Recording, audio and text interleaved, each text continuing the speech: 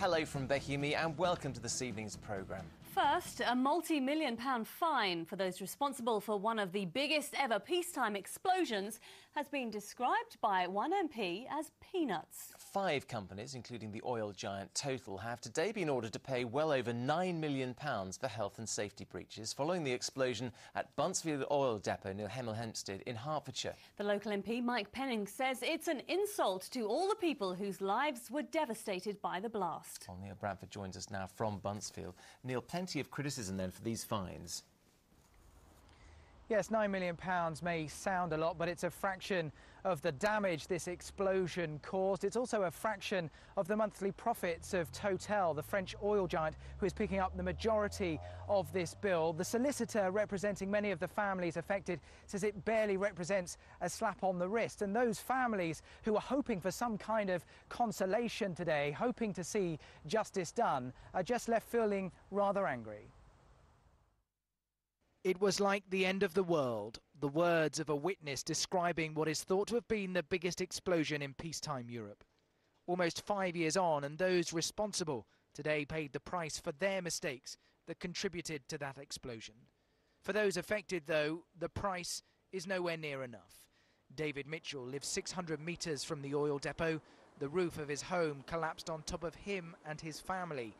He was hoping today would offer some consolation. Instead, it's made him more angry. It's hurt me a lot, actually, because I'd hoped that I would get some sort of closure by going to the court today and obviously everything coming to an end.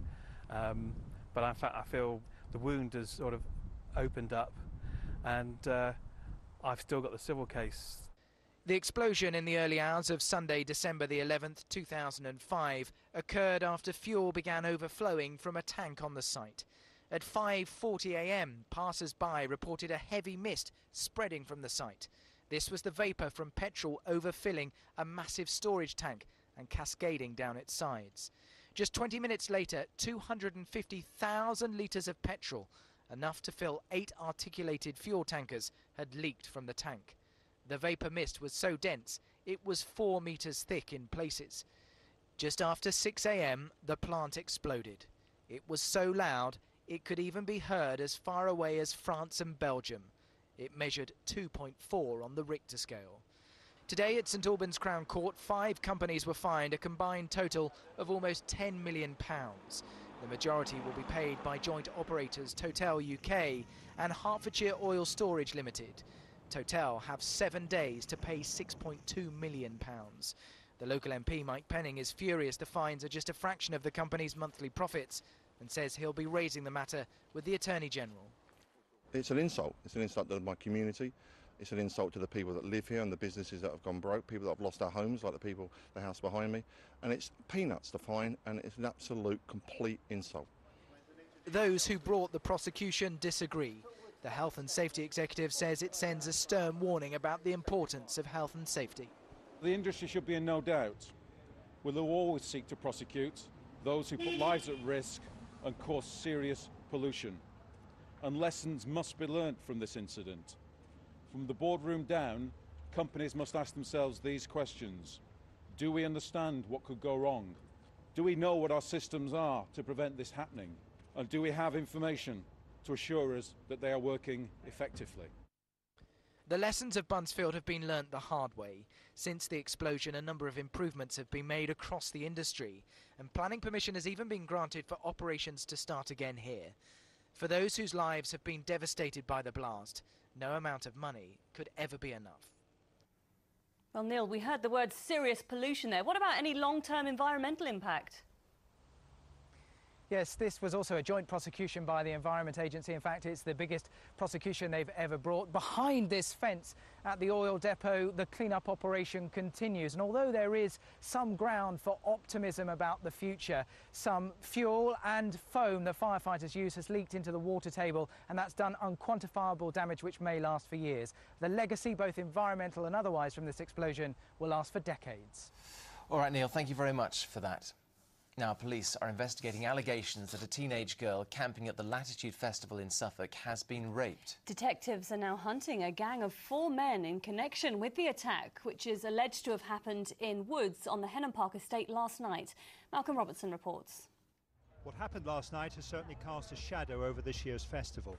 A 19-year-old girl from Norwich was the victim of a serious assault.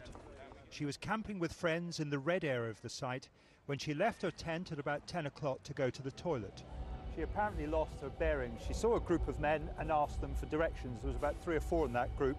They said they would show her the way, and they went a short distance before they grabbed her and then raped her, possibly against a tree.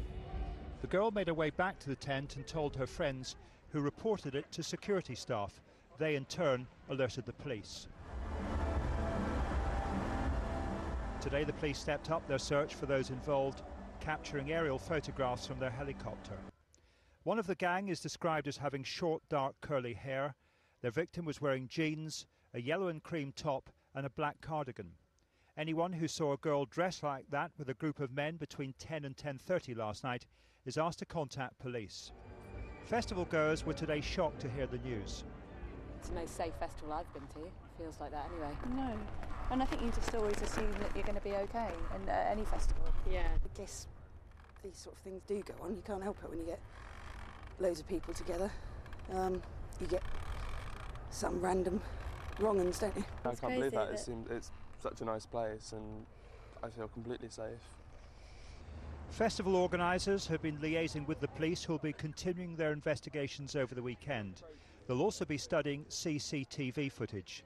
Tonight they're warning festival goers to be vigilant and are advising groups of friends to stick together and to look out for each other. Malcolm Robertson, Anglia News, Henham Park. The Prime Minister David Cameron visited a surgery in Bedford today where doctors are already putting into practice the kind of measures he wants to see adopted across the whole of the NHS. Under their new plans, GP practices will be handed the power